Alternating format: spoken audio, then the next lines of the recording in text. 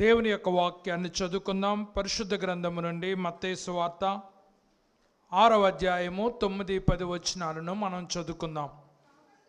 కాబట్టి మీరిలాగూ ప్రార్థన చేయుడి: పరలోకమందున్న మా తండ్రి, నీ నామము పరిశుద్ధపరచబడును గాక. దయతోందరూ తల వంచండి, ప్రార్థించుకుందాం.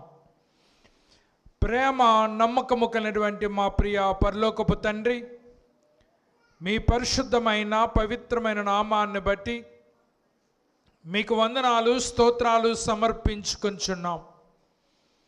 గడిచిన పునరుద్ధాన దినము నుండి ఈ పునరుద్ధాన దినము వరకు మమ్మల్ని అందరినీ మీ సజీవమైన రెక్కల సన్నిధిలో కాచి దాచి భద్రపరిచి మీ పవిత్రమైనటువంటి మందిర ప్రవేశ భాగ్యాన్ని మా జీవితాలలో మీరు అనుగ్రహించిన మీ కృపను బట్టి సన్నుతిస్తూ ఉన్నాం. ఇంతవరకు పాటల యందును ఆరాధన క్రమం అంతటి యందును మీరుండి మీ నామానికి మహిమ తెచ్చుకున్నటువంటి మా గొప్ప దేవా, ఈ సమయంలో నీ దీనదాసునైనటువంటి నేను మీ వాక్యాన్ని చేతపుచ్చుకుని దానిని ప్రకటించాలని యోచిస్తూ ఉండగా మీ యొక్క సహాయమును మాకు అనుగ్రహింపజేసి మేలైనటువంటి విషయాలను మాకు బయలుపరిచి మీ వాక్యం ద్వారా మేము పొందుకోదగిన ప్రతి ఆశీర్వాదాన్ని మీరు మాకిచ్చి మమ్మలను బలపరచమని ఈ ప్రార్థన మా ప్రభువారైనటువంటి యేసుక్రీస్తు వారి ఉన్నతమైన శ్రేష్టమైన నామమున అడిగి స్తుతించి బ్రతిమలాడి వేడుకొనుచున్నాము మా పరమ తండ్రి, ఆమేన్. గడిచిన కొన్ని వారాల నుండి ప్రభువు నేర్పినటువంటి ప్రార్థనలో ఉన్నటువంటి విషయాలను మనము ధ్యానించుకుంటూ ఉన్నాం. రాబోయేటువంటి కొన్ని వారాలు ప్రభు అనుగ్రహించినటువంటి కృపను బట్టి సమయాన్ని బట్టి మనము యేసయ్య తన శిష్యులకు నేర్పించినటువంటి ప్రార్థనను గూర్చి మనము నేర్చుకోవటానికి ప్రయత్నం చేస్తూ ఉన్నాం. మొదటిగా మనము మాదిరికరమైనటువంటి ప్రార్థన గురించి మనం ఆలోచన చేసాం. ప్యాట్రన్ ఆఫ్ ప్రేయర్, మాదిరికరమైనటువంటి ప్రార్థన. కాబట్టి మీరిలాగూ ప్రార్థన చేయుడి అనేటువంటి విషయాన్ని మొదటి వారము మనం నేర్చుకున్నాం. రెండవ వారము పరలోకమందున్న మా తండ్రి అనేటువంటి విషయాన్ని రెండవ వారం మనం నేర్చుకున్నాం. ఈ పరలోక ప్రార్థన అంశాలలో మూడవ విషయాన్ని ఈ యొక్క ఉదయకాలపు వేళలో నేను మీ ఎదుట నేను ఉంచాలని ఆశపడతా ఉన్నా.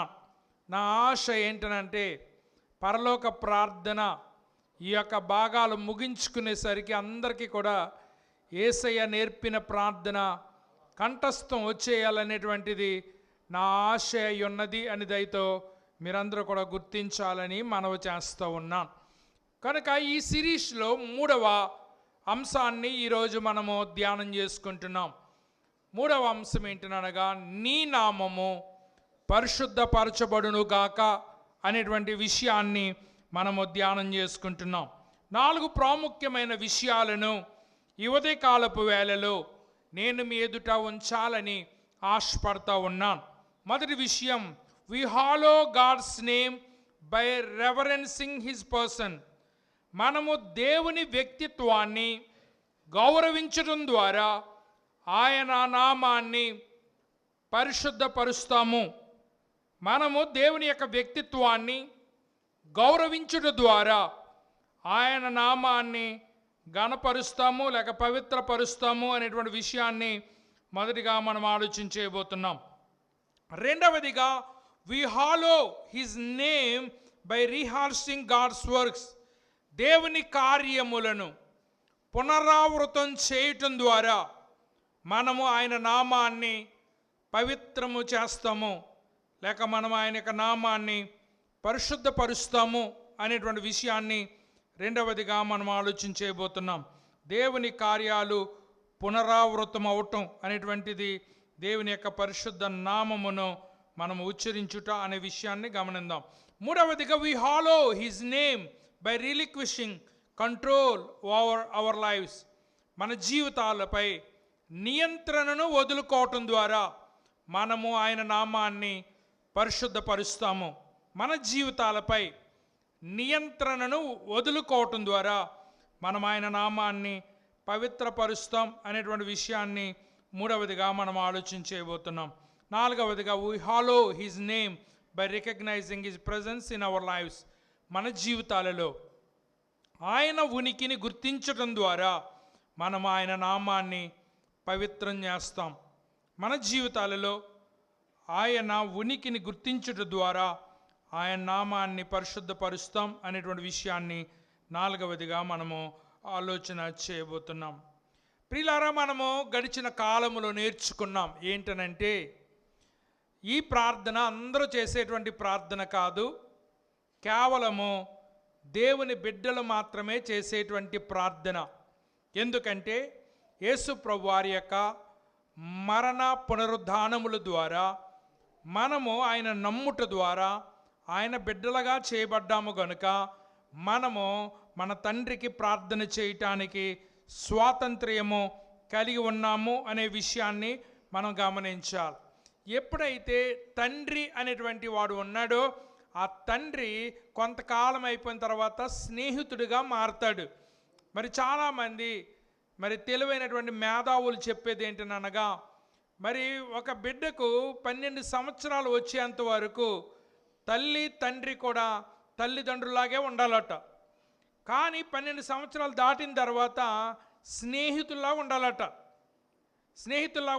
12 సంవత్సరాల వయసు వచ్చిన తర్వాత తండ్రి తన బిడ్డతో ఎలా ఉండాలంట? స్నేహితుల్లాగా ఉండాలంట. తల్లి తన బిడ్డతో ఎలా ఉండాలంట?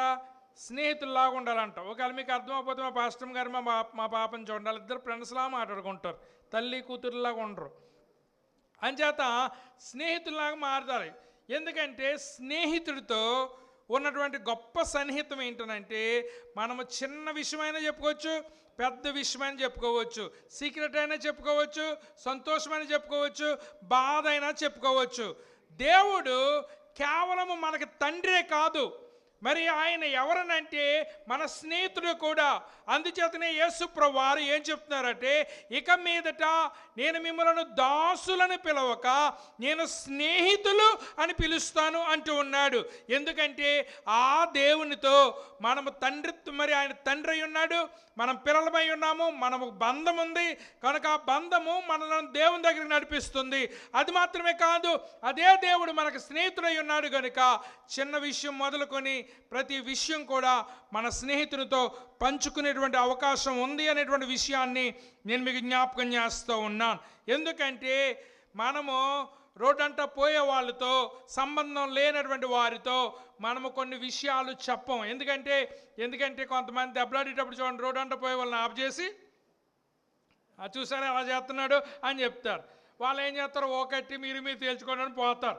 ఏం చేస్తారంటే వాళ్ళకి ఈ గొడవకి నీకు వాళ్ళకి సంబంధం లేదు కాబట్టి. అదే సంబంధం ఉన్న వాళ్ళు అయితే మా వాడిని ఎందుకు తిడుతున్నావు, మా వాడిని ఎందుకు కొడుతున్నావు అని అడ్డు వెళ్ళటానికి అవకాశం ఉంటుంది. కనుక ఈ ప్రార్థనలో ఉన్నటువంటి ముఖ్య విషయం ఏంటంటే, దేవుడు మనము సంబంధం కలిగి ఉన్నాము కనుక ఆయన దగ్గరికి ధైర్యంగా వెళ్ళగలం, ఆయనతో మనం ధైర్యంగా మనకున్నటువంటి సమస్యను చెప్పుకోగలం అనేటువంటి విషయాన్ని మనందరం కూడా గమనించాలని మనం చేస్తూ ఉన్నాం.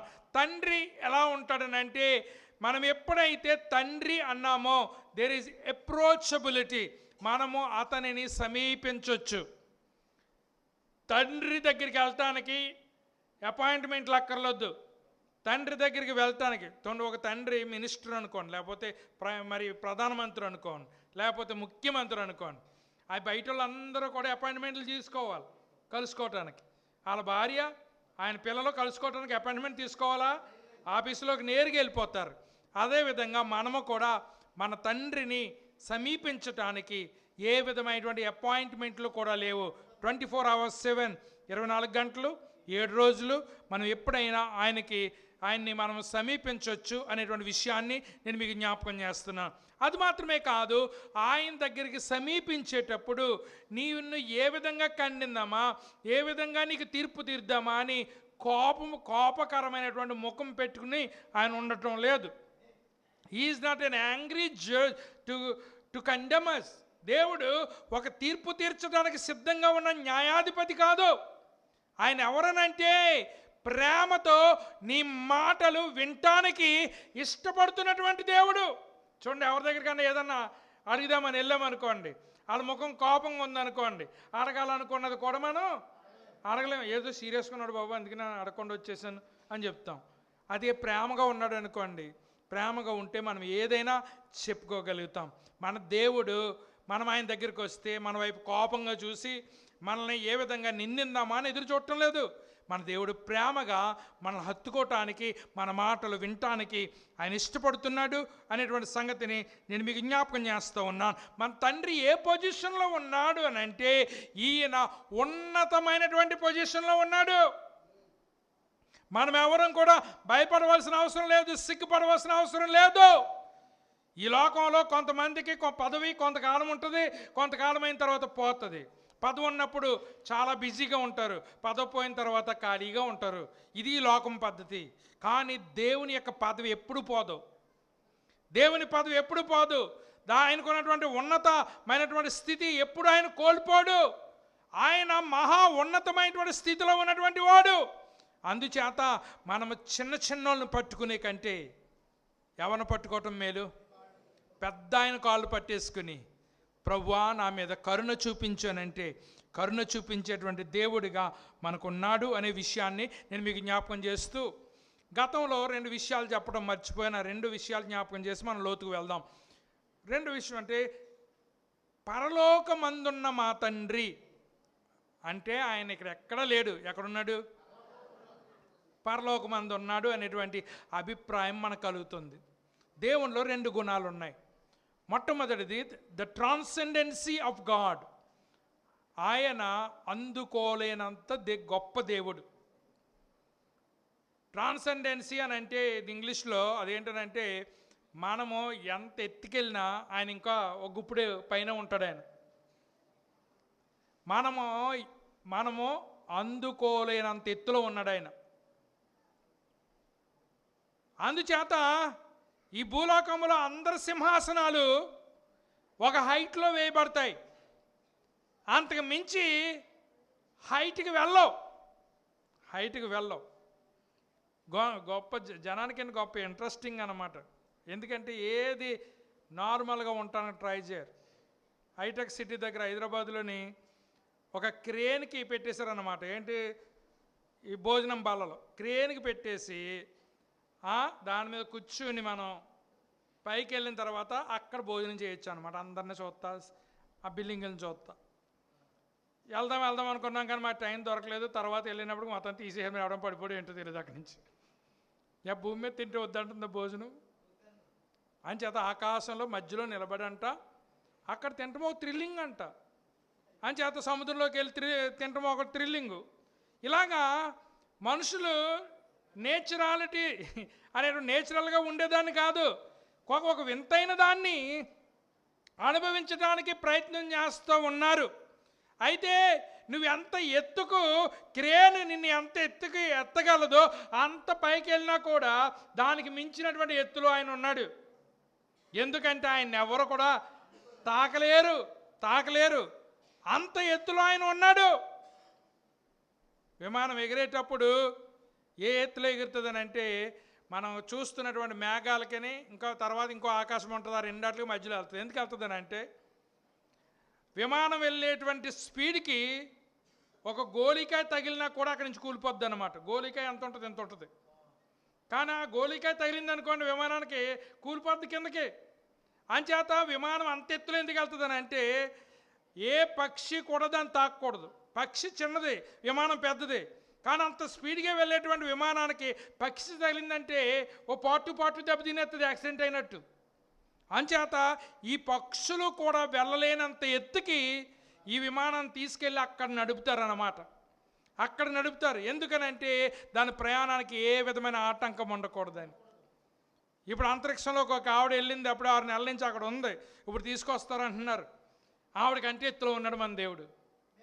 ఎందుకంటే ఆవిడ ఎత్తుకెళ్ళింది కానీ కిందకి రావటానికి ఇక్కడ మరి ఎంత కష్టపడుతున్నారో ఆవిడ రప్పించడానికి.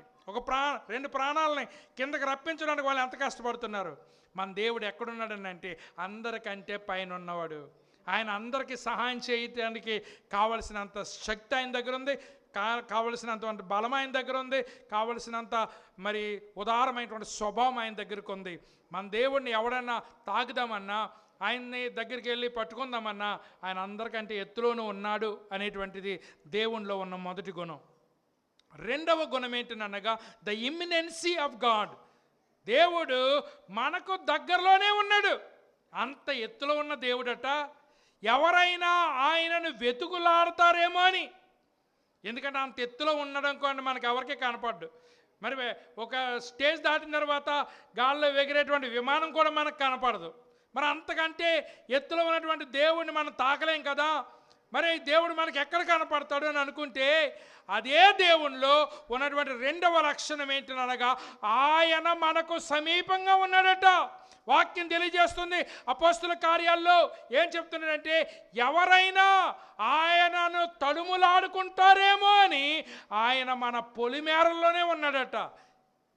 ఆయన వెతుక్కోవడానికి జనాలు పొలిమేరలు దాటి వెళ్ళిపోతున్నారు, ఎక్కడికెక్కడికో వెళ్ళిపోతున్నారు దేవుని వెతుక్కోవటానికి. కానీ ఆయన ఎక్కడున్నాడట? ఎక్కడున్నాడట? ఎంతమందికి జనంలో ఉంటే ఇష్టం, ఎంతమందికి జనానికి దూరంగా ఉంటే ఇష్టం. పూర్వం జనమందరూ ఏమనుకునేవారంటే దేవుడు మన మధ్య ఉండకూడదు, దేవుడు ఊరు బయటన్నా ఉండాలి లేదా కొండ మీదన్నా ఉండాలని తీసుకెళ్ళి దేవాలయాలను ఎక్కడ కట్టారంటే కొండల మీదనే ఊరు చివరనే కట్టారు. ఇప్పుడు ఏమైందంటే ఊర్లు పెద్దవి అయిపోయి ఊర్లోకి దేవుడు వచ్చేసాడు, కానీ దేవుడు ఎక్కడ ఉండేవాడు? ఊరు చివరిని ఉండేవాడు. ఎందుకనంటే ఆయన మనం కలిసి ఉండలేం. కొంతమంది చెప్తూ ఉంటారు దేవాలయం యొక్క నీడ పడితేనంట వాళ్ళకి శనంట. దేవుడు ఏమంటున్నాడు? మహోన్నతుని చోటున నివసించువాడే సర్వశక్తిని నీడను విశ్రమించేవాడు. ఆ గుడి యొక్క నీడ పడితేనంట వాడికి ఏదో అయిపోద్దట. అంచేత గుడి పక్కన ఉన్నటువంటి ఇల్లులు అమ్మేసుకుంటూ ఉంటారు. అంచేత మన ఊరిలో కూడా ఒక ఇల్లు అమ్మేస్తానన్నారు, మాకు గుడి పక్కన ఉంది అది. ఎందుకంటే మనకు అసలు అమ్మరు, కానీ మనకు అమ్మేస్తానన్నారు. ఎందుకు అమ్మేస్తానన్నారు అంటే ఆ గుడి నీడ వచ్చేసంటే వాళ్ళకి నాశనం అయిపోతుందంట. పుట్టొచ్చు కానీ సావకూడదంట ఇంట్లోని. ఆరోగ్యంగా ఉండొచ్చు అంటే కానీ జబ్బులు రాకూడదంట ఇంట్లో. అంచేత పాస్టర్ గారు అయితే పోయినా పర్లేదని మాకు అమ్ముతానన్నారు. రేట్ సెట్ ఒక మానేసాం, కానీ లేకపోతే అక్కడ అది కూడా చూడడానికి వెళ్ళాం మేము. ఎందుకంటే దేవుడు నీడ పడాలి కానీ దేవుడు గుడి నీడ పడకూడదు. ఇది ఎక్కడ చిత్రమో నాకు ఏమీ అర్థం అవ్వదు. ఎందుచేతనంటే ప్రియులారా, ఇలాంటి మూఢనమ్మకాలన్నీ కూడా మనుషులు కల్పించుకుంటున్నారు. దేవుడు ఏమంటున్నాడనంటే నేను మీకు ఎంత దూరంగా ఉన్నానో నేను మీకు అంతే దగ్గరగా ఉన్నాను అంటూ ఉన్నాడు. ఎందుకనంటే ప్రియులారా, ఆ ఎత్తు కొలిస్తే చాలా ఎత్తు ఉంటుంది, కానీ చూడండి గ్రద్ద ఆకాశంలో కనపడుతుంది. అంత కనపడినటువంటిది నిమిషంలో వచ్చి కోడిపిల్లని ఎత్తిపోతుంది. మనం చూసినప్పటికి ఎంత పైన ఉంది, అది ఇక్కడికి వస్తుంది ఏంటో అనుకున్నాం. ఈ లోపల ఏం చేసింది? వచ్చేసి కోడిపిల్లని కూడా పట్టుకెళ్ళిపోయింది. చూసారా, మనకైతే ఆ ఎత్తుకి వెళ్ళటం కష్టం, కానీ ఆ ఎత్తున వాడు కిందకి రావటం కష్టం కాదు. మరి ముఖ్యంగా దేవునికి కష్టం కాదు. అందుచేతనే ఆయన సహాయము చేయటానికట ఆయన చెయ్యి కురచకాలదట. ఎందుకనంటే ఎక్కడున్నా కూడా ఆయన చెయ్యి చాపి ఆయన మనకు సహాయము చేయగలిగేటువంటి దేవుడు. అందుచేతనే ఈ దినాన్ని మనమందరం కూడా గుర్తించాలి. పరలోకమందున్న మా తండ్రి అని ప్రార్థన చేస్తున్నామంటే దేవుడు ఎక్కడో దూరంగా కూర్చేసుకుని కూర్చున్నాడు అనుకోకండి. అక్కడ ఉన్నాడు, ఇక్కడ కూడా ఉన్నాడు, దూరంగానూ ఉన్నాడు, దగ్గరగానూ ఉన్నాడు. ఆయన గుళ్ళోనూ ఉన్నాడు, మన హృదయంలో కూడా ఉన్నాడు అనేటువంటి విషయాన్ని మనమందరం కూడా గుర్తుంచుకోవాలి అనేటువంటి విషయాన్ని నేను మీకు జ్ఞాపకం చేస్తున్నాను. మరి ఆయన నామము పరిశుద్ధపరచబడును గాక అనేటువంటిది ధృవీకరణ కాదు. ఆయన నామము పరిశుద్ధపరచబడును గాక అనేటువంటిది విన్నపము అనేటువంటి విషయాన్ని మీరు గమనించాలి.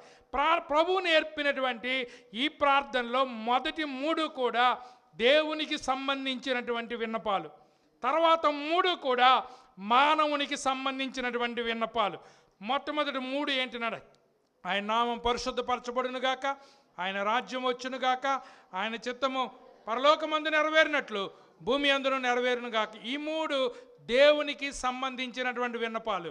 తర్వాత వచ్చేటువంటి 3 కూడా మనకు సంబంధించినటువంటి విన్నపాలు అనేటువంటి విషయాన్ని నేను మీకు జ్ఞాపకం చేస్తూ ఉన్నాను. ఇక్కడ మీరు గమనించవలసింది ఏంటంటే మన ప్రార్థనలో ప్రాధాన్యత ఎవరికి ఇవ్వాలని అంటే మొదటి ప్రాధాన్యత దేవునికి ఇవ్వాలి. అంతేగాని మన అవసరం కొలది, మనకున్నటువంటి అక్కర కొలది వచ్చేసి మనము మన అవసరాలు చెప్పేయకూడదు. ముందు ఏం చేయాలి? దేవుని యొక్క నామాన్ని సన్నుతించాలి, దేవుని యొక్క కార్యములను గురించి మనం విన్నపాలు చేయాలి. కానీ కొన్ని ఎమర్జెన్సీ కేసులు ఉంటాయి. ఎమర్జెన్సీ కేసు ఏంటనంటే పేతురు నీటిలో మునిగిపోతున్నాడు. ఈ ప్రార్థన అంతా చేయటానికి ఆయనకి టైం లేదు. అంచేత ఒకటేసి ప్రార్థన చేశాడు, ప్రభువా నన్ను రక్షించు. చిన్న ప్రార్థన, అందులో ఫార్మాలిటీస్ ఏమీ లేవు. అయినా ప్రభు చేపట్టుకుని రక్షించాడు. అంచేత మనము ప్రార్థన చేసేటప్పుడు కొంచెం ఏం ఉపయోగించాలి? చెప్పండి అమ్మా. కొంచెం మెదడు ఉపయోగించాలి, కొంచెం బ్రెయిన్ ఉపయోగించాలి. ఎందుకంటే చాలామంది మీ ఇక్కడ ఉన్నప్పుడు ఏం చేశారంటే బస్సు కోరమేళ్ళు వెళ్ళి వస్తున్నప్పుడు ప్రార్థనకు వస్తారు. బస్సు ఎక్కాలి వీళ్ళ బస్సు అక్కడ చూసి ఇక్కడ పరిగెట్టుకు వస్తారు, ప్రార్థన చేయండి అని. అప్పుడు సుదీర్ఘమైన ప్రార్థన చేస్తే బస్సు మనపాటు వెళ్ళిపోయి మళ్ళీ ఇంకో ట్రిప్ కూడా వేసేస్తుంది. అవునా కదా? మనపాటు వెళ్ళిపోయి మళ్ళీ ఇంకో ట్రిప్ వేసేస్తుందా? అందుకని అప్పుడు మనం ఏం ఉపయోగించాలి చెప్పండి? మన బ్రెయిన్ ఉపయోగించి ప్రార్థన చేయాలి. ప్రభువా ఈ బిడ్డ ప్రయాణం అవుతుంది అని చేత మీ కాపుదలను అనుగ్రహింపజే క్షేమంగా తీసుకెళ్ళి, అంతే. ఆమేన్. అంతేగాని అక్కడ పరలోక ప్రార్థన చేయడానికి కుదరదమ్మా. అంచేత ఎమర్జెన్సీ కేసు గురించి నేను చెప్పట్లే. హాస్పిటల్లోకి వెళ్తాం, హాస్పిటల్లో అక్కడ ఎంతోసేపు మనల్ని ఐసీయూలో చూడనివ్వరు. తొందరగా ప్రార్థన చేసి మనం బయటకు వచ్చేయాలి. ఎందుకంటే ఎక్కువసేపు పేషెంట్ దగ్గర మనల్ని ఉండనివ్వరు. అక్కడ నేను ప్రార్థన చేస్తానా అంటే నేను పెద్ద ప్రార్థన పరుణ్ణి, మైక్లో నేను ఒక గంట చేస్తాను అని అక్కడ గంట చేసామనుకో అక్కడ తోట ఆఫ్టింగ్ ఎవరిని వెళ్ళినప్పుడు ఇంకా ఐసీయూలో చూడనక్క. అంచేత మనం ఏం చేయాలనంటే మనం ప్రార్థన చేసినప్పుడు మన బ్రెయిన్ అనేటువంటిది ఉపయోగించాలి అనేటువంటి విషయాన్ని నేను మీకు జ్ఞాపకం చేస్తూ ఉన్నాను.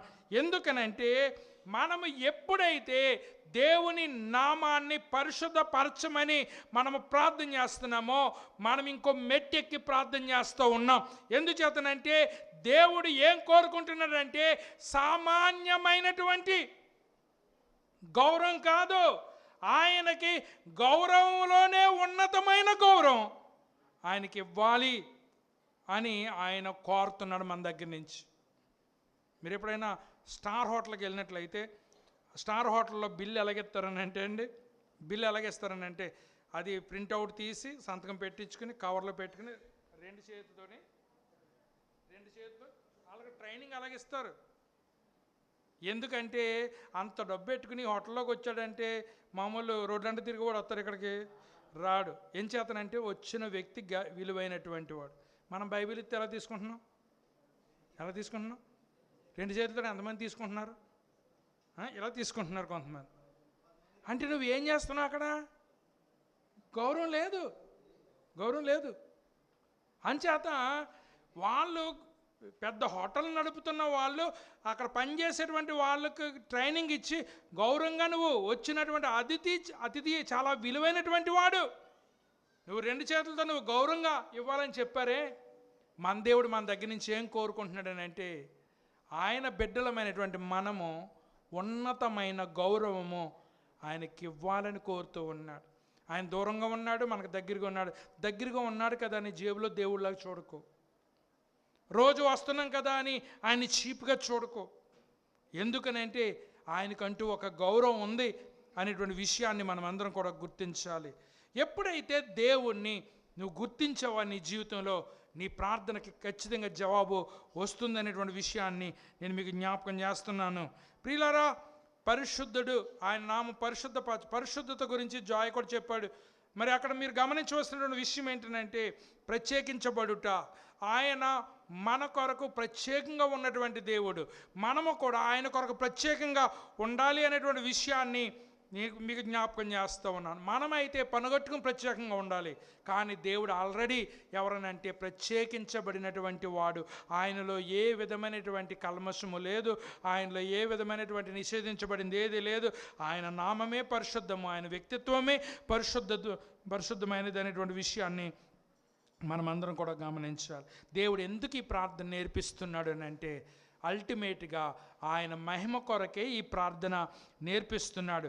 దేవుడు తన కుమారుడు ద్వారా పలుకుతూ ఉన్నాడు, మీరు నా నామమును ఏం అడిగినా అది తండ్రిని మహిమపరచుటకని దాన్ని నేను చేస్తానని తండ్రి చెప్పాడు. కనుక ఈ మాటలన్నిటినీ కూడా మనము మరి పెడచెవిని పెట్టకుండా మనం చాలా జాగ్రత్తగా గమనించాలని మనం చేస్తూ ఉన్నాం. ఎందుకంటే దేవుని యొక్క నామం ఎలా పరిశుద్ధపరచబడుతుందనంటే యెషయా గ్రంథం 6వ అధ్యాయం 3వ వచనములో దేవదూతలు ఏం చేస్తున్నాయంటే, సైన్యములకు అధిపతి యెహోవా పరిశుద్ధుడు పరిశుద్ధుడు పరిశుద్ధుడు, సర్వలోకము ఆయన మహిమతో నిండి ఉన్నదని గొప్ప స్వరముతో గాన ప్రతిగానములు చేయుచుండిరి. అక్కడ బాగానే ఉంది. ఎందుకనంటే ఆయన నామము అక్కడ పరిశుద్ధపరచబడుతుంది, అక్కడ పరలోకములో పరిశుద్ధపరచబడుతుంది. కానీ ఎక్కడ దూషించబడుతుంది అని అంటే భూమి మీద దూషించబడుతుంది. ప్రతి పనికిమాలోడు కూడా బైబిల్ గురించి మాట్లాడుతామే, ప్రతి పనికిమాలోడు కూడా దేవుడి గురించి మాట్లాడుతామే. దేవుడి గురించి వాడికి ఏం తెలిసని మాట్లాడుతూ ఉన్నాడు. దేవుడు ఎంత నిష్ఠగలిగినటువంటి, దేవుడు ఎంత పరిశుద్ధుడు మీకు ఏం తెలియజేస్తుంది. ఎందుకంటే మనకి ఏమన్నా కట్టడలు, రూల్స్ అండ్ రెగ్యులేషన్స్ ఏమన్నా వచ్చినాయి అంటే అవి దేవుడు పెట్టినవి. దేవుడు ఒక్కడే రూల్స్ అండ్ రెగ్యులేషన్స్ పెట్టడానికి అర్హత కలిగిన వాడు. ప్రభుత్వాలు రూల్స్ని ఎక్కడి నుంచి తీసుకుంటున్నాయి? దేవుని గ్రంథంలోంచి తీసుకుంటున్నాయి. మరి రాజ్యాంగం ఎక్కడి నుంచి తీసుకుంటున్నారు? మంచి చెట్లు ఎక్కడి నుంచి తీసుకుంటున్నారు? దేవుని గ్రంథంలోంచి తీసుకుని రూపొందించబడ్డాయి అనేటువంటి సంగతిని నేను మీకు జ్ఞాపకం చేస్తున్నాను. ఒక విధంగా చెప్పాలని అంటే పరలోకంలో దేవుడి నామం ఎప్పుడు పరిశుద్ధమే, అపవిత్రం అవటానికి ఎక్కడ కూడా అక్కడ ఆస్కారము లేనే లేదు. కానీ ఎక్కడ అపవిత్రం అవుతుంది? భూమి మీద అపవిత్రం అవుతుంది, భూమి మీద అపరిశుద్ధం అవుతుంది. అందుచేతనే మనమందరము కూడా భూమి మీద ఏం కోరుకోవాలనంటే దేవుని నామము పరిశుద్ధపరచబడాలని మనమందరం కూడా కోరుకోవాలని మనం చేస్తున్నాం. మన ప్రార్థనలో, మన ఆరాధనలో, మన జీవితంలో దేవుడు అన్ని విషయాలలో కూడా హెచ్చించబడాలి, గౌరవించబడాలి. భూమి నుండి ఆకాశం నుంచి ఎంత ఎత్తుందో దేవుడు అలాగే హెచ్చించబడి ఆయన గౌరవించబడాలి అనేటువంటిది మన యొక్క ప్రార్థనగా ఉన్నది. 4 విషయాలు మీకు చెప్తాను. అందులో మొట్టమొదటి విషయం ఏంటనగా, మనము దేవుని యొక్క వ్యక్తిత్వాన్ని గౌరవించడం ద్వారా ఆయన నామాన్ని పరిశుద్ధపరుస్తాం. ప్రియులారా, చాలామంది ఏమనుకుంటున్నారని అంటే వాళ్ళకున్నటువంటి ధనాన్ని బట్టో, వాళ్ళకున్న వస్త్రాలను బట్టో, వాళ్ళకున్నటువంటి ఆస్తులను బట్టో, లేకపోతే వాళ్ళకున్నటువంటి అంతస్తును బట్టో గౌరవం వస్తుంది అనుకుంటున్నారు. అర్థమైందా? మీకు ఉదాహరణ చెప్తున్నా. ముఖ్యమంత్రి గారు సిరిపోని చక్కా వేసుకుని వచ్చారు అనుకోండి, అంత లేదనుకోండి, ఒకవేళ ఆయన వేసుకుని వచ్చాడు, ఆయన చూసుకోకుండా వేసుకున్నాడు, సిరిగిపోయిందని నీకు కనపడుతుంది. ఆయనకి నమస్కారం పెడతాం మానేస్తారా? చెప్పండి. పోలీసు వాళ్ళు సెల్యూట్లు చేస్తాం మానేస్తారా? అక్కడ గౌరవం చట్టగా మనిషిగా కదా. దేవుడు ఆయన గౌరవం ఆయనకి ఎక్కడి నుంచి వచ్చిందని అంటే ఆయన వ్యక్తిత్వాన్ని బట్టి వచ్చింది. చాలామంది ఏమనుకుంటున్నారంటే గౌరవం మెల్లో వేసుకున్న బంగారాన్ని బట్టి, ఒంటి మీద వేసుకున్నటువంటి వస్త్రాన్ని బట్టి. ఎందుకంటే ఒక స్థితి మారితే పాస్టర్లు కూడా సూట్లు వేస్తున్నారు.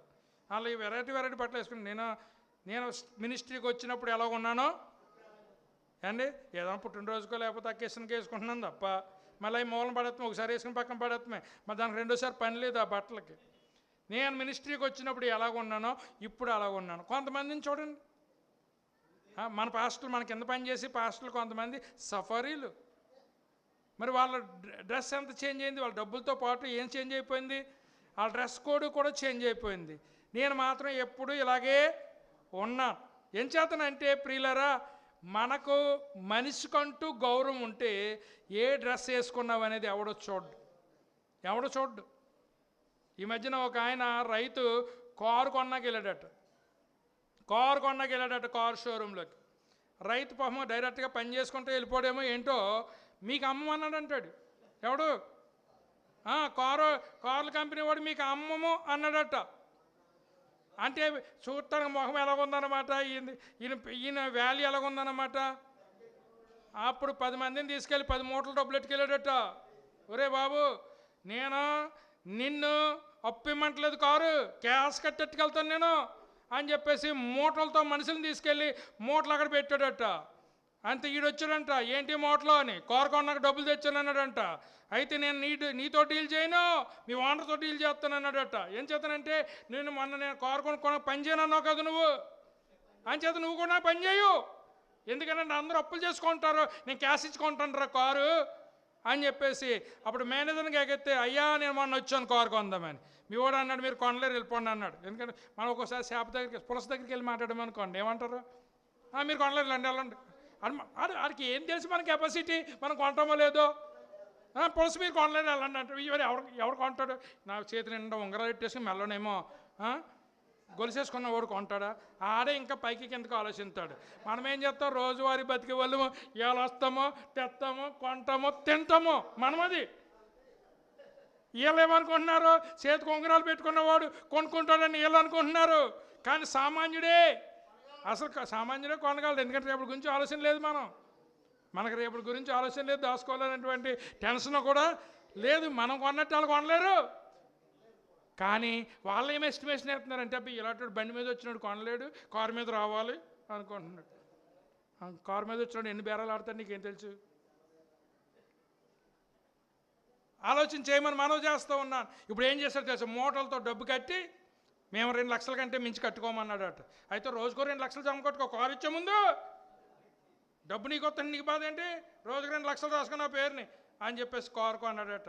అంచేత పేసిని బట్టి కాదు అయినా ఎవరికి ఎంత టాలెంట్ ఉందో, ఎవరి దగ్గర ఎంత డబ్బు ఉంది, ఎవరికి ఎంత కెపాసిటీ ఉందో నీకేం తెలుసా? బట్టలను బట్టి ఒక్కొక్కడు ఏమో సోకులు, అడికి ఏమీ లేకపోయినా బట్టలకు డబ్బులు ఖర్చు పెడతాడు, అసలు నలగనివ్వడు.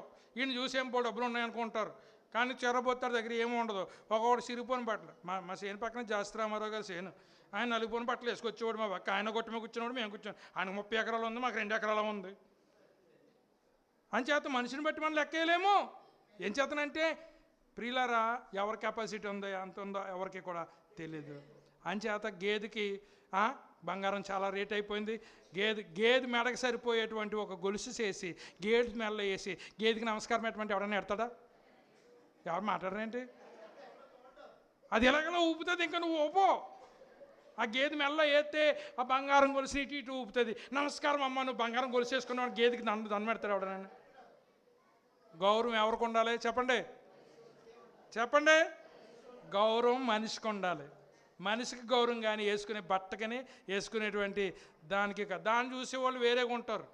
కానీ దేవుడు పరిశుద్ధుడు, దేవదూతలు భయపడి ఆయన వ్యక్తిత్వము, ఎందుకంటే ఆయన పేరులోనే ఆయన వ్యక్తిత్వం కనపడుతుంది. అంచేత మనందరికి ఒకటే పేరు, కానీ దేవుడికి చాలా పేర్లు ఉన్నాయి. ఎందుకంటే పేరు ఒక వ్యక్తి యొక్క వ్యక్తిత్వాన్ని వ్యక్తం చేస్తుంది. ఇప్పుడు చూడండి, బెంజమిన్ కన్నది వాళ్ళ అమ్మ. బెంజమిన్ కన్నప్పుడు చాలా పాటలు పడ్డదట. బెనోని అని పేరు పెట్టింది, నా శోకపుత్రుడా అని పేరు పెట్టింది. ఎందుకంటే పేరు అనేటువంటిది ఆ వ్యక్తి యొక్క వ్యక్తిత్వాన్ని వ్యక్తం చేస్తుంది. తర్వాత వాళ్ళ నాన్న వచ్చి ఏం చేశాడు తెలుసా, ఇక మీదట నీ పేరు బెనోని కాదు, నీ పేరు బెంజమిన్, నా కుడిభుజాను నువ్వు. తల్లి ఏదైతే చీదరించుకుందో తండ్రి తననే హక్కుని చేర్చుకున్నాడు. బెంజమిన్, నా కుడిభుజానైనా నువ్వు అని చెప్పేసి పేరు మార్చేశాడు. ఎందుచేతనంటే మన పేర్లు మన వ్యక్తిత్వాన్ని వ్యక్తపరుస్తూ ఉన్నాయి. దేవుడు ఆయన పరిశుద్ధత అనేటువంటిది ఆయన వ్యక్తిత్వంలో ఉంది కనుక మనము ఆయనలో గుర్తించవలసింది ఏంటంటే పరిశుద్ధమైనటువంటిది. మన దేవుడు పరిశుద్ధుడు. ఆయన అపవిత్రమైన కార్యాలు ఏమి చేయలేదు, చేయమనలేదు. బైబిల్లో ఎక్కడైనా పలానా వాళ్ళని చెడిపోయని రాశాడా దేవుడు వాక్యంలో? పోనీ చెడిపేసిన వాళ్ళు తరపున ఉన్నాడా ఆయన? లేదు. ఎందుకనంటే ఆయన మాటలోను, ఆయన ప్రకటనలోను, ఆయన ఆజ్ఞలోను అన్నింటిలో కూడా ఏముందనంటే పరిశుద్ధత అనేటువంటిది ఉందనేటువంటి విషయాన్ని నేను మీకు జ్ఞాపకం చేస్తూ ఉన్నాను. ఎందుచేతనంటే ఆయన పేరు ఆయన యొక్క వ్యక్తిత్వాన్ని తెలియజేస్తూ ఉంది. అందుచేత ఆయన దేని యందు అతిశయపడుతున్నాడు, దేని యందు ఆనందిస్తున్నాడు అని అంటే ఆయన పేరును బట్టి, ఆయనకున్నటువంటి గుణాన్ని బట్టి ఆయన ఆనందిస్తున్నాడు అనేటువంటి విషయాన్ని నేను మీకు జ్ఞాపకం చేస్తూ ఉన్నా. దేవుడికి ఎన్ని పేర్లు ఉన్నాయో మరి జాయ్ ప్రతి వారం కూడా చెప్తూ ఉన్నాడు. మరి దేవుని యొక్క పేర్లలో నుండి వివరాలు అయితే అనేక పేర్లు తాను పిలుస్తాం, ఎందుకంటే ఒక్క పేరు రిప్రజెంటేషనానికి సరిపోదు, అంచేత అనేక పేర్లతో పిలుస్తున్నాం. ఎందుకంటే దేవుడికి ఒక్క కోణంలో కాదు, దేవుడిని చాలా కోణాల్లోంచి మనం చూడాలి.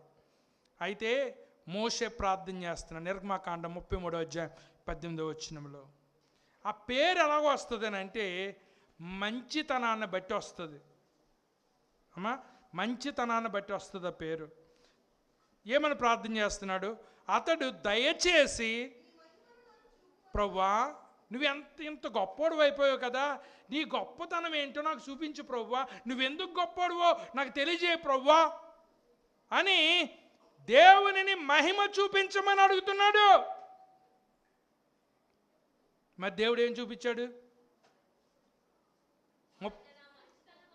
నా మంచితనమంతయు నీ ఎదుట కనపరిచెదను, యెహోవా అను నామము నీ ఎదుట ప్రకటించెదను, నేను కరుణించిన వానిని కరుణించెదను, ఎవని యందు కనికరపడుదునో వాని యందు కనికరపడుదును.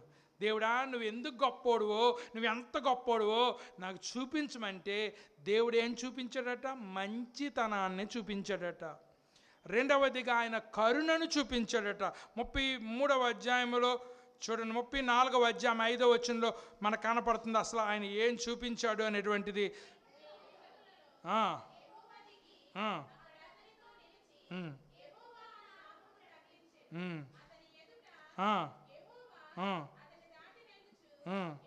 యెహోవా కనికరం చూడండి, దయ, దీర్ఘశాంతము, విస్తారమైన కృపాసత్యములు గల దేవుడైన యెహోవా.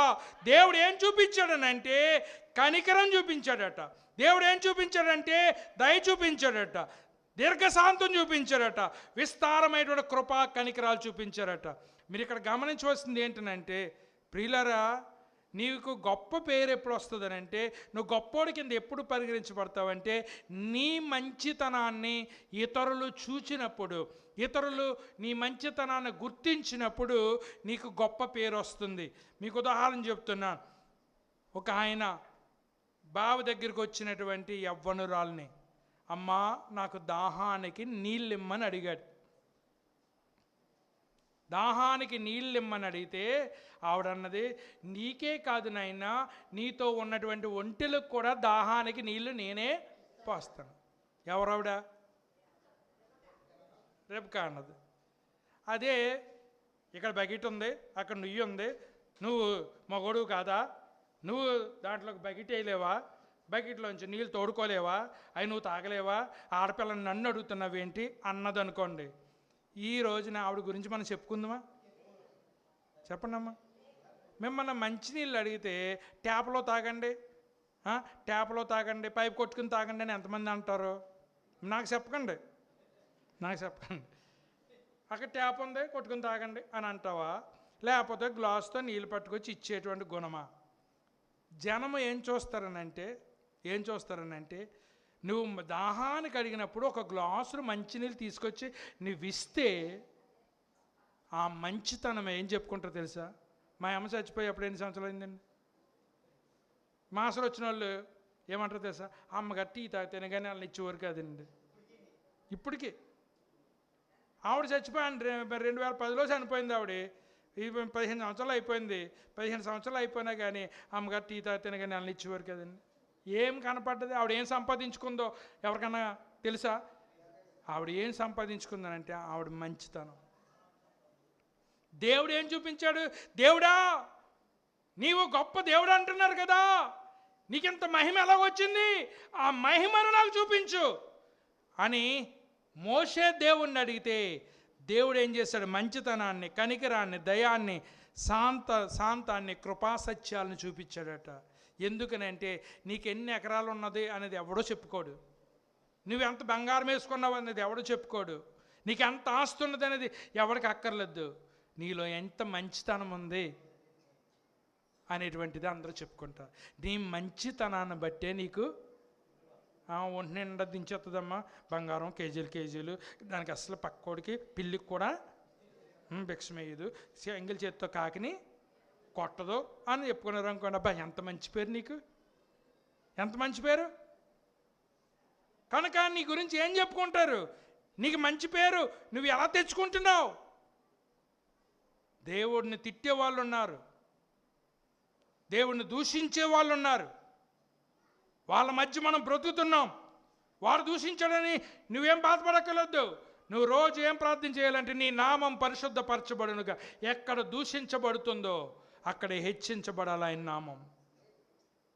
అందుచేత ఆయన నామం అనేటువంటిది ఆయన వ్యక్తిత్వములో ఉన్నటువంటి గౌరవాన్ని సూచిస్తుంది అనేటువంటి విషయాన్ని నేను మీకు జ్ఞాపకం చేస్తూ ఉన్నాను.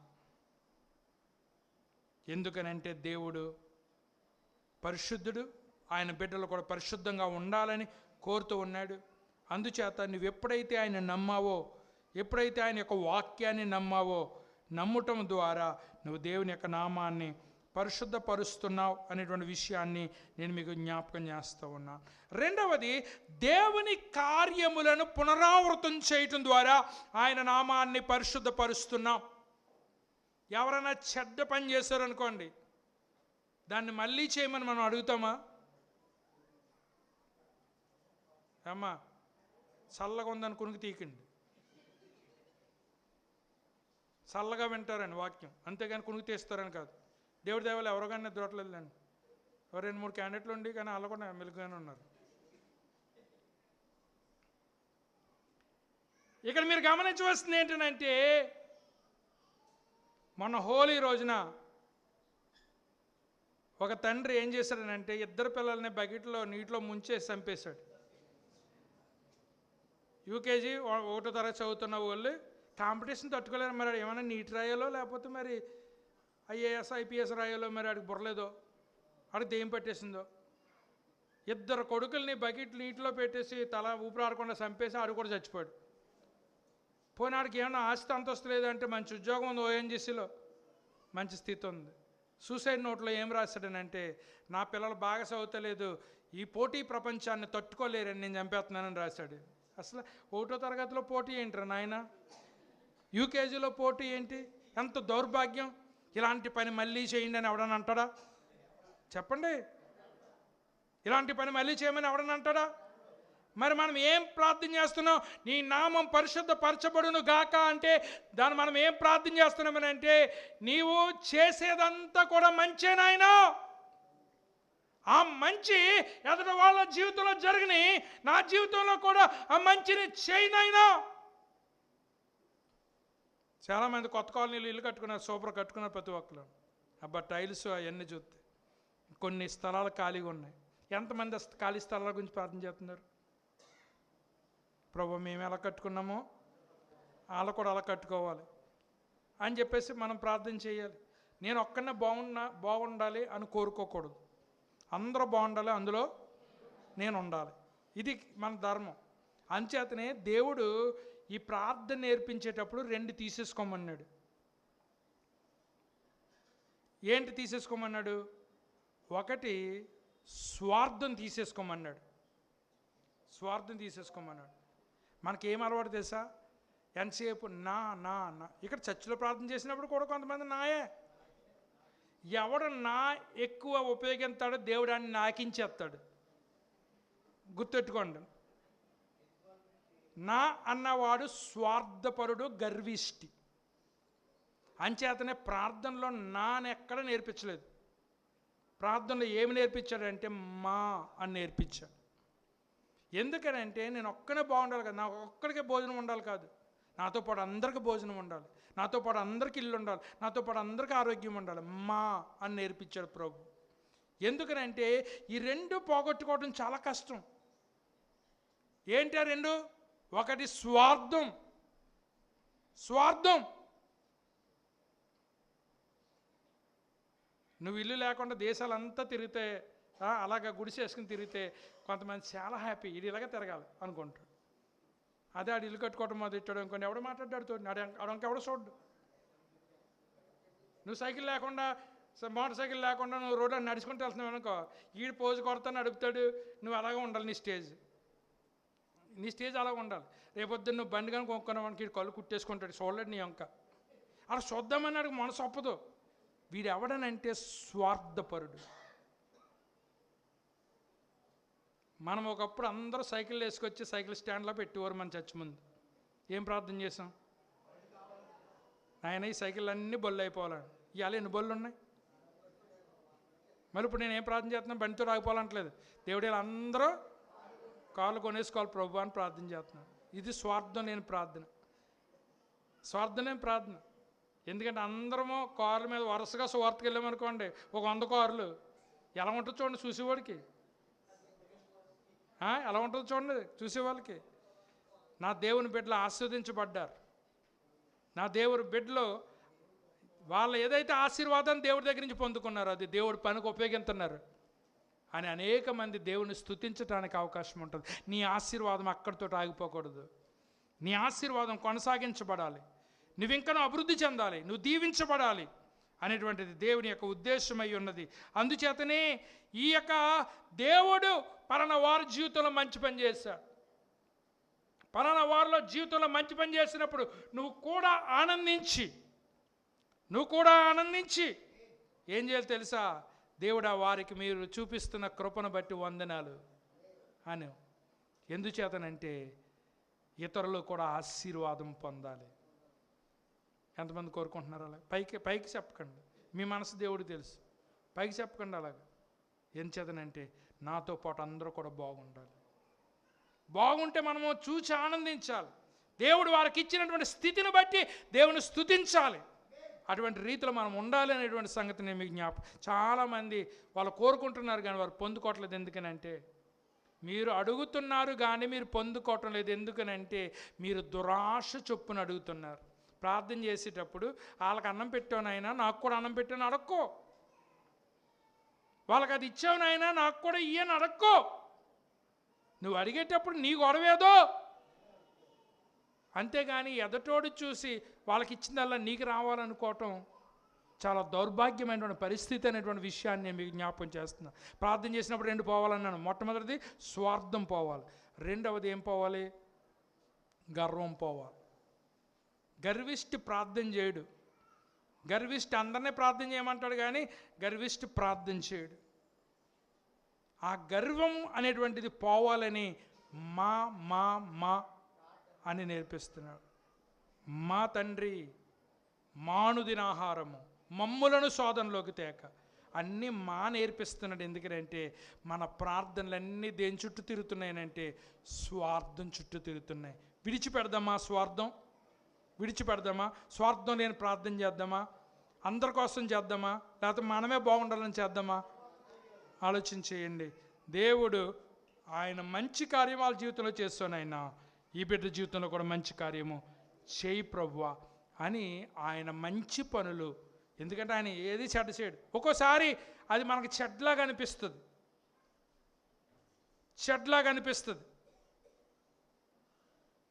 మేము ఇల్లు కట్టుకునేటప్పుడు 30 లక్షలు లోన్ పెట్టాం. లోన్ పెడతాడు అన్నాడు, పాస్టర్లకు ఎవరైనా లోన్, పాస్టర్కి లాయర్లకి వాళ్ళకి ఎవరు లోన్ అని చెప్పాడు. ఇలాగ ఎవరంటే మరి మీకు ఏముందండి అంటే మాకు షాప్ మీద ఉన్నా కానీ షాప్ మీద తీర్చలేంటారు బాబు, షాప్ మీద జీతాలు రావట్లేదు, షాప్ మీద నేను ఎలా కట్టను అని చేత ఆడు నా దగ్గర డబ్బులు కట్టించుకున్నాడు. ఎంతో 14,000 ఎంతో కట్టాను. ఏంటి వాడు 30 లక్షలు ఇస్తాడని 14,000 వద్దులే ఉంచేసుకో, నువ్వు నాకు లోన్ వద్దన్నా. లోను ఎప్పుడైతే ఆడేవనన్నాడో నేను వద్దన్నానో నా హృదయం చాలా బాధ కలిగింది. ఎందుకు బాధ కలిగింది అని అంటే ఏంటి ప్రభువా మేము జీతాలు లేని వాళ్ళు, మాకు కనీసం లోన్లు కూడా రావా అని చెప్పేసి చాలా బాధ కలిగింది. దేవుడు ఏమో అప్పుడు దేవుడు ఏమనిపిస్తుంది, దేవుడా నీ సేవ చేస్తున్నాను నాకు లోను కూడా రావట్లేదు అని బాధ కలుగుతుంది. దేవుడు ఉద్దేశం ఏంటంటే ఇవాళ లోన్ రాకుండా చేస్తున్నాను, ఎందుకంటే నీకు అప్పు ఉండకూడదు, అందుకని లోన్ రాకుండా చేశాను అని దేవుడు అప్పు లేకుండా నా ఇల్లు కట్టించాడు. దేవుని స్తోత్రం జరిగిందా? మరి ఏది గొప్ప? ఒక్కోసారి జరిగినవి మనకేమనిపిస్తుంది అని అంటే జరిగినటువంటి సంఘటనలను బట్టి నా దేవుడు నాకు సహాయం చేయటం లేదేమో, దేవుడు నాకు మేలు చేయటం అనేసి అన్యాయం చేస్తున్నాడేమో అనిపిస్తుంది. కానీ మనకు మేలులా కనిపించలేనటువంటి దాంట్లో కూడా అదృశ్య రీతిగా దేవుడు పనిచేస్తూ ఉన్నాడు అనేటువంటి విషయాన్ని నేను మీకు జ్ఞాపకం చేస్తాను. మనకు అవసరం లేనప్పుడు చాలామంది అంటారు ఏమని తెలుసా, నీకు ఎప్పుడన్నా ఇల్లు కట్టుకున్నప్పుడు చెప్పరా నేను సాయం చేస్తానని. నేను అందుకని ఒక సహోదరుడు చెప్పాను, నీకు ఎవడెవడు సాయం చేస్తానని అందరిని అడిగి ఎవడని ఇస్తాడేమో అని. ఏం చేస్తానంటే టైం వచ్చినప్పుడు అయ్యో మొన్నటి దాకుండి 20 డబ్బులు మొన్నటి దాకుండి డబ్బులు మొన్న అవసరం వచ్చి ఏం చేసిందంటే వాళ్ళకి ఇచ్చా, ఇప్పుడు అప్పుడే రావు 2 సంవత్సరాల దాకా రావరా, 2 సంవత్సరాల దాకా ఇవ్వరంట. మొత్తానికి ఏంటంటే నీ దగ్గర ఐస్ చేయటానికి నీకు ఇలాంటి మాటలు మాట్లాడతారు. యాక్చువల్గా కాజు వచ్చినప్పుడు ప్రతివాడు ముఖం పక్కెట్టేసుకుని సైడ్ అయిపోతారు, కానీ నీకు సహాయం చేసేవాడు ఎవడు ఉండడు. అంచేతన అన్ని ద్వారాలు మూసేసిన పై ద్వారం ఎప్పుడు కూడా మిగలేదు. దిక్కులేని వారికి అంచేత కిందోళ్ళు నట్టుకునే కంటే ఎవరు నట్టుకుందాం? పైన ఉన్నవని పడేసుకుందాం. ఆయన పాదాల దగ్గర ప్రణమిల్లుదాం, దేవుణ్ణి వేడుకుందాం. ఆయన చేయలేనటువంటి సహాయం లేదు, ఆయన తీర్చలేనటువంటి మరి అవసరం లేదు అనేటువంటి విషయాన్ని నేను మీకు జ్ఞాపకం చేస్తూ ఉన్నాను. ఆయన స్తుతింపదగినటువంటి వాడు, స్తోత్రార్హుడు. మూడవది, మన జీవితాలపై నియంత్రణను మనం వదులుకొని ఏం చేద్దామో తెలుసా? మన జీవితాలపై నియంత్రణను ఆయనకు అప్పగిందాం. అలా చేయటం ద్వారా ఆయన నామాన్ని మనం పరిశుద్ధపరుస్తూ ఉన్నాం. ఎందుచేతనంటే ప్రియులారా, మన జీవితాలు ఎవరి కింద పెట్టుకోవాలంటే దేవుడి కింద. చూడండి, రోజునంట ప్రార్థన జ్ఞాపకం చేశాడండి. మరి భూమి మీద వర్షం కానీ మంచు కానీ కురవకూడదు, వీళ్ళందరికీ ఆకలేసేయాలి, పంటలు పండకూడదు అయినా, ఇలా బుద్ధి వచ్చేయాలని ఆయన ప్రార్థన చేశాడు. ఈయన గురించి ఆలోచన చేసుకోలేదు. ఇలా ప్రార్థన చేస్తే అది నీకు కూడా ఎఫెక్ట్ అవుద్ది కదా. ఈయన గురించి ఆలోచన చేసుకోలేదు. దేవుడు ఏం చేస్తానంటే రోజు కాకిని పంపిస్తున్నాడు, కాకితో ఏమో ఆహారం పంపిస్తుంటే తింటున్నాడు. అక్కడ పక్కనేమో సెలయేరు ఉంది, దాంట్లోంచి నీళ్ళు తాగుతున్నాడు. కెరూతు వాగులోంచి నీళ్ళు తాగుతున్నాడు. కాకేమో వాళ్ళ జాతికి తప్ప ఏ జాతికి పెట్టదు భోజనం. కాకి ఆ జాతికి తప్ప వేరే జాతికి పెట్టదు, కానీ కాకి భోజనం పట్టుకొస్తుంది, తింటున్నాడు, తాగుతున్నాడు. ఏలి అనుకున్నాడు, అందరూ మాడితే మాడారు, నా పని హాయిగా ఉందనుకున్నాడు. ఇంకా రోజు ఏంటి టైం ప్రకారంగా బడిలో బెల్లగొట్టినట్టు, మధ్యాహ్నం భోజనం పెట్టినట్టు ఏం చేస్తున్నా తెలుసా? టైం ప్రకారంగా కాకి వచ్చేస్తుంది, కానీ టైం ప్రకారంగా తినేస్తున్నాడు. ఇంకా దేవుడి కోసం చూస్తాం అనేసి కాకి కోసం చూస్తున్నాడు. దేవుడి కోసం చూస్తామని దేనికోసం చూస్తున్నాడు? కాకి కోసం చూస్తున్నాడు. దేవుడు ఏమన్నాడంటే, కాకి ఇవ్వలేని గుణం కలిగింది కాకి, ఆ కాకిని పంపిస్తాను నేను, నన్ను మర్చిపోయావు, కాకి వంక చూస్తున్నావు కదా, అంచేత ఈరోజు కాకి రాదు. ఈరోజు కాకి రాదు. కాకి రాలేదు, ఇప్పుడు మళ్ళీ ఎవరో వైపు చూస్తున్నాడు? ఇక్కడ చాలా కంఫర్ట్గా ఉంది. అబ్బా అంటే ఇంటికాడ అన్నం వండుకోక్కర్లేదు, రోజు ప్రార్థన పెట్టేస్తాం, మిమ్మల్ని ఏమో ఎక్కువ ఇబ్బంది పెట్టాం, పొద్దున్న టిఫిను, మధ్యాహ్నం భోజనం, సాయంత్రం భోజనం కూడా ఇక్కడే పెట్టేస్తామంటే చాలామంది ఇక్కడ ఉండిపోతారు. ఎందుకంటే హాయ్ లైఫ్, ఒక గంట ప్రార్థన చేస్తే మనకు భోజనాలు వండుకోక్కర్లేదు, కొండకొడుకోవాలి, ఈ బాధ అంతా ఎవడు పడతాడు అని చాలామంది చర్చిలోనే ఉండిపోతారు కదా. అలాగే ఇప్పుడు మనోడు పని ఎలాగుందనంటే ఈ చెట్టు కింద ఉండిపోదాం అనుకుంటున్నాడు. దేవుడు కాకిని పంపిస్తాం మానితే, ఏంటి నాయన రోజు వచ్చి కాకి రాలేదంటే, బాబు నువ్వు ఇక్కడ కాదు, ఇక్కడి నుంచి ముందుకు వెళ్ళాలి. దేవుడు ఏం చేస్తున్నాడంటే, ఎక్కడైతే కంఫర్ట్ ఉందో ఆ కంఫర్ట్ జోన్లోంచి బయట తీసుకెళ్తున్నాడు. ఎందుకనంటే నువ్వు ఒక చోటే ఫిక్స్ అయిపోవటం కాదు, ఒకే దానికి నువ్వు అలవాటు అయిపోవటం కాదు. నీ పరిస్థితులు నేను మారుస్తున్నాను, నీ జీవితాన్ని నేను మారుస్తాను. సారేపతి విధవరాల దగ్గరికి తీసుకెళ్ళాడు, అక్కడ ఆవిడ్ని తినిపిస్తున్నాడు, మనోడిని తినిపిస్తున్నాడు. వాళ్ళకి లోటు రాలేదు, మనోడికి లోటు రాలేదు. నువ్వు ఇక్కడే ఉంటే నువ్వు ఒక్కడవే తింటావు, అదే ఇంట్లోకి వెళ్తే నువ్వు తింటావు, ఆ ఇంట్లో వాళ్ళు కూడా తింటారు.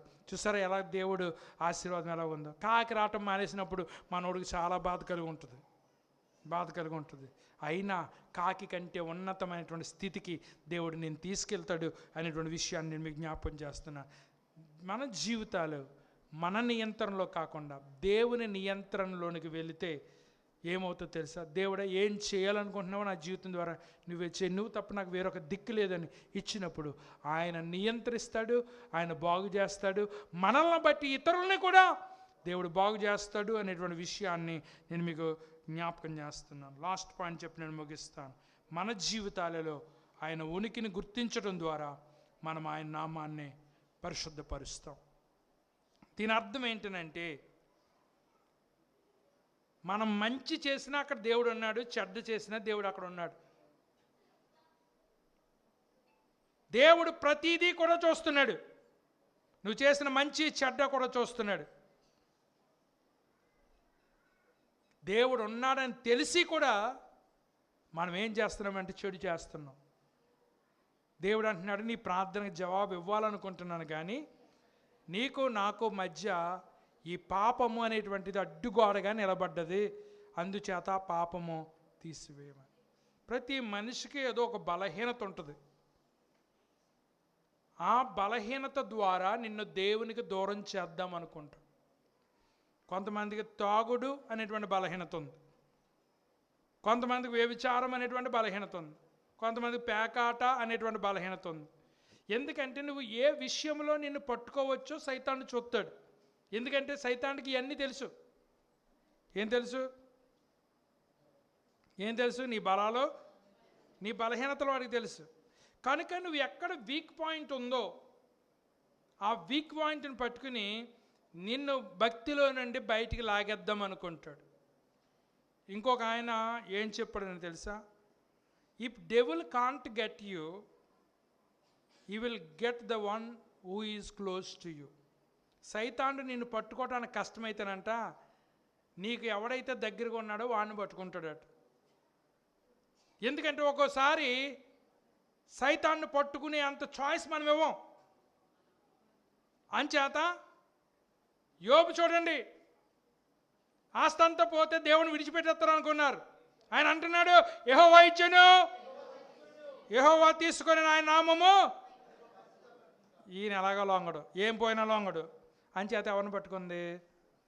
యోబు భార్యను పట్టుకుని, ఇంకా దేవుడా దేవుడా నా గోరింతవెందుకు, దేవుణ్ణి దూషించి మరణము కమ్ము, నేను ఎదురాలను అయిపోయినా పర్లేదు కానీ ఈ బాధ చూడలేకపోతున్నాను బాబా, ఆ దేవుని తిట్టే చచ్చిపోమంటుంది, అంటే నరకానికి పోమంటుంది అన్నమాట.